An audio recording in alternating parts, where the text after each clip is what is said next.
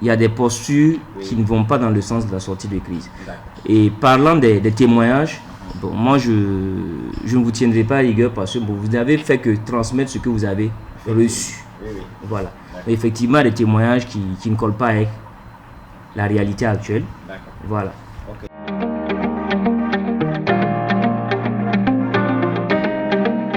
Et c'est suite à la récente crise socio-professionnelle dans notre structure et éventuellement suite à vos différentes interventions pour une sortie de crise que nous sommes là aujourd'hui. Voilà. Dans vos interventions, vous avez reçu certains de nos collègues. Éventuellement, vous avez même eu à rencontrer certains de nos responsables qui ont essayé de vous dépeindre la situation. Et à l'issue de ça, vous avez éventuellement demandé qu'il y ait des droits de réponse. C'est pour ceux qui ont des éléments qui peuvent apporter, des éléments d'éclaircissement. Et s'il y a des non-dits, qu'on puisse lever éventuellement le voile et qu'on puisse éventuellement et surtout trouver une sortie de crise définitive en fait. Voilà. C'est pour ça que nous sommes là, parce que nous avons nos éléments à apporter et j'ose espérer qu'avec éventuellement votre appui, l'opinion sera informée et qu'ensemble on pourra éventuellement trouver des solutions, des perspectives de solutionnement et de sortie de crise. Merci. Entre autres, prioritairement, c'est la démarche des différents acteurs par rapport à la sortie de crise. Voilà, nous voulons éclaircir certaines démarches en fait. Voilà. Où il y a des démarches qui sont vraiment dans ce sens, mais d'autres partent à l'encontre de la sortie de crise. Voilà. Donc nous voulons lever le voile sur beaucoup de choses. Oui, c'est comme je disais tantôt, lever le voile sur beaucoup de choses. Je disais, bon, les mots, les paroles déplacées, ça ne peut pas manquer. Mais je dirais surtout que j'ai bien dit dans les différentes démarches, voilà, il y a des postures qui ne vont pas dans le sens de la sortie de crise. Et parlant des témoignages, bon, moi je ne vous tiendrai pas à rigueur parce que vous n'avez fait que transmettre ce que vous avez reçu.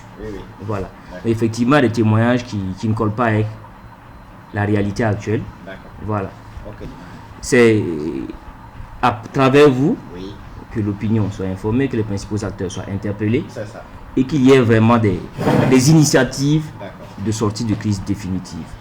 Voilà. Et nous avons avec nous des éléments de preuve par rapport à beaucoup de choses, par rapport aux différentes démarches que nous avons entamées, éventuellement avec l'employeur, avec les collègues, les différents partenaires, autant sociaux et communautaires et tout ça. Et nous allons faire un peu la synthèse de tout ça et vous donner la situation dans laquelle nous sommes actuellement et où est-ce qu'on veut aller. C'est par rapport au sachet d'eau. On nous donnait les sachets d'eau. Maintenant, par rapport à la politique du groupe et à l'environnement, pour éviter la pollution, ils ont décidé d'installer des fontaines pour éviter d'utiliser les sachets d'eau. Et ils ont installé ces fontaines-là. Ça a été opérationnel.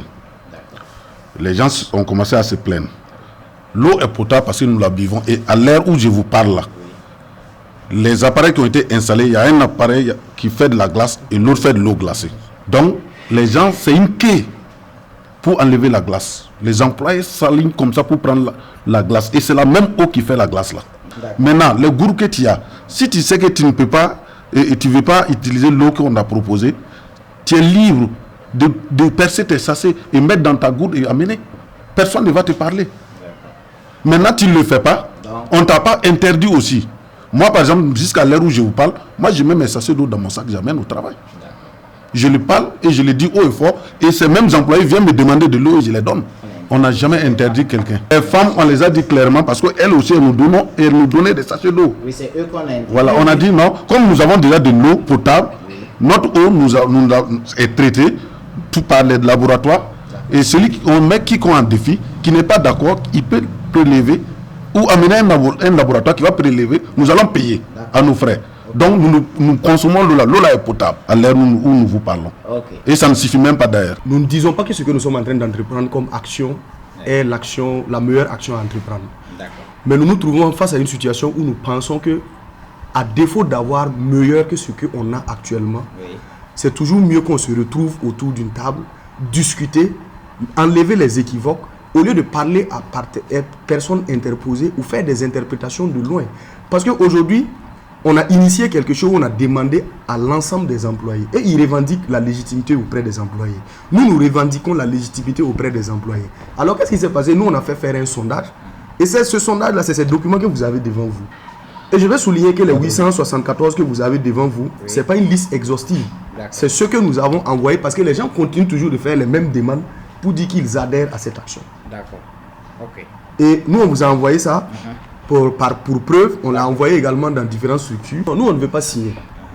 Nous, on a demandé à l'employeur. Oui. Voilà ce que les employés demandent. D'accord. Et est-ce que tu peux nous aider à atteindre cela? Parce que nous, on n'est pas passé par le même chemin qu'eux. Et ils sont allés dans une situation de guerre. Oui. Et cette guerre, elle a duré 11 jours. Oui. Elle a coûté l'emploi, malheureusement, d'un de nos camarades, qui vient d'ailleurs même de leur rang. Oui. Cette grève a coûté de l'argent à la société. Ça a été quelque chose où aujourd'hui les employés sont en train de vivre là-dessus parce qu'il y a un bonus dû à la production que les gens n'ont plus. Aujourd'hui, ils n'arrivent plus à gagner parce que la grève de 11 jours a joué sur la société et la société utilise cela comme argument. Jusqu'aujourd'hui, on dit vous ne pouvez pas atteindre le bonus parce que la production n'est pas atteinte. Et dans la réalité, nous tous on le voit. Sur le terrain, c'est compliqué. Alors, ce qu'on veut dire, ce qu'on veut les passer comme message, c'est nous, on ne fait pas c'est pas un combat en tant que tel qu'on est en train de mener. On est en train juste de les demander de voir dans quelle mesure ils peuvent revenir, rester sur une table, discuter, trouver des solutionnements aux problèmes. Ils nous ont dit, si on doit faire la brèche par rapport à la question de la rotation, voici les conditions avec lesquelles ça va. Ces conditions pour l'heure ne sont plus négociables. Pas pour dire que si on prend, on ne peut plus continuer la négociation après. Mais pour l'heure, ce qui s'offre à nous, c'est ça qui est là. Voilà. On ne doit pas être dans la politique du tout ou du rien. Et je pense que les luttes syndicales même parlent de ça. Si tu es allé pour 100% d'augmentation et qu'on te dit pour l'heure, ce qu'on peut te donner, c'est 10%, tu essaies d'ajuster, jusqu'à un certain moment, tu sens que tu ne peux plus avoir plus. Tu prends, tu sécurises. Demain encore, non, vous nous aviez dit, mais on est d'accord, mais vu, si c'est possible, est-ce que je pense pour un partenariat entre délégués et puis employeurs, ou peut-être entre employés et employeurs, c'est ça qui doit prévaloir. Et ça ouvre d'autres portes de négociation. Mais du coup, tout ce qui s'offre à nous, si on pousse, on dit on ne veut pas, demain il y aura quelque chose de sérieux où peut-être on voudra, mais on n'est pas à même d'aller parce que les premières mains tendues, on les a repoussées. Donc d'entrée de jeu, voilà, ce même comité-là a pris la parole et voici, je vais lire. Présentation des excuses du personnel au directeur général, à ses collègues ainsi qu'à leurs familles respectives et à l'entreprise. Les représentants du personnel ont dit être conscients que la société, le directeur général particulièrement, ses collègues de l'administration ainsi que leurs familles respectives ont été durement éprouvés par ce qu'ils ont subi lors des événements du 21 janvier 2024 au 1er février 2024. Ils ont soutenu qu'aucun employé ne voudrait souhaiter ou faire subir de telles choses à son aîné, à son papa ou à sa hiérarchie. Que par conséquent, en toute humilité, ils présentent en leur nom et au nom de tout le personnel, au directeur général ainsi qu'aux personnes affectées, leurs sincères excuses renouvelées 3 fois de suite, comme le veut une pratique traditionnelle bien ancrée de nos sociétés. Ils ont nourri l'espoir qu'elles seront acceptées.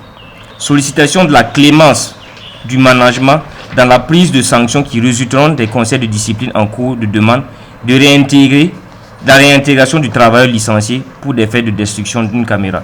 En vue d'apaiser le climat social et de préserver les emplois des mis en cause, les représentants du personnel ont sollicité du directeur général de ne pas sanctionner les mis en cause. Parallèlement à cette doléance, ils ont sollicité que le travailleur licencié pour fait relatif à destruction d'une caméra soit réintégré. Ça, d'entrée, quand on est entré en salle, c'était notre première démarche. Voilà. Oui, il fallait passer par ça pour éventuellement envisager un apaisement de la situation. Maintenant, de la rotation 7-7, le directeur général a rappelé que la proposition de la rotation est toujours sur la table avec les mêmes conditions précédemment déclinées. Il a exhorté les travailleurs à regarder les avantages que l'application de cette rotation leur fournirait et qui sont, entre autres, une augmentation de leur revenu net de 5%, une augmentation du temps de repos des travailleurs qui leur permettra de passer beaucoup de temps avec leur famille et ou de s'adonner à des activités parallèles rémunératives de revenus comme exprimé par beaucoup de travailleurs. une diminution conséquente des voyages pour ceux qui ne résident pas à Houndé, etc. Sur la légalité de la mise en œuvre de cette rotation, instruction a été donnée, séance tenante au directeur des ressources humaines de prendre langue avec les directions en question juridique, sociale pour avis. Réagissant à cela, les représentants du personnel ont soutenu qu'une fois le préalable juridique levé, ils sont prêts à accompagner la direction dans la mise en œuvre de cette rotation, notamment en menant une communication sensibilisatrice auprès de leurs pairs, en allant à l'inspection du travail pour marquer leurs accords s'il y a lieu, etc. Ils ont profité de l'aubaine pour demander à la direction de revoir sa stratégie de communication qui se limite très souvent à l'envoi des mémos méconnus, non lus, la grande masse des employés, et voilà, j'en passe. Cette donne laisse libre cours aux manipulations et des informations. Maintenant, de la demande d'augmentation des salaires. À cette requête, le directeur consent, si toutefois la rotation 7-7 est acceptée et appliquée, de faire passer tout le personnel d'un échelon à compter du mois prochain au lieu de l'année prochaine, comme prévu par la politique d'avancement. Cela correspond à une augmentation de 3% du salaire de base de chaque travailleur.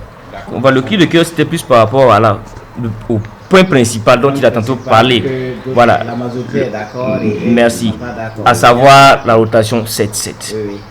Voilà. C'est le premier point de revendication. Je fais fi des demandes de départ. Donc nous, on s'en tient à ça. Le premier point crucial et principal qui a conduit au mouvement d'humeur, c'était la demande de rotation 7-7. Et c'est ça, nous tenons à lever l'équivoque sur ça. La main tendue reste toujours d'actualité. Nous avons entrepris les démarches pour éventuellement soulager la majorité des travailleurs. Et où nous sommes actuellement, c'est comme le camarade l'a tantôt dit, qu'ils arrêtent de mettre à mal notre processus de sortie de crise. C'est un cri de cœur au nom de tous les travailleurs. 874 pour le moment, et on a tenté, en fait, elle n'est pas exhaustive. Elle n'est pas exhaustive, ça se poursuit. Ça se poursuit. Qu'ils arrêtent de mettre à mal notre processus. Avec les différentes plaintes à n'en pas finir. Au moins écouter la voix de la majorité pour cette fois-ci. Je pense que la situation a été bien présentée. C'est plutôt un appel que je voulais lancer effectivement à mes collègues et camarades sur place pour dire de ne pas perdre de vue le rôle du syndicat et le rôle des délégués. C'est effectivement de défendre l'intérêt des travailleurs.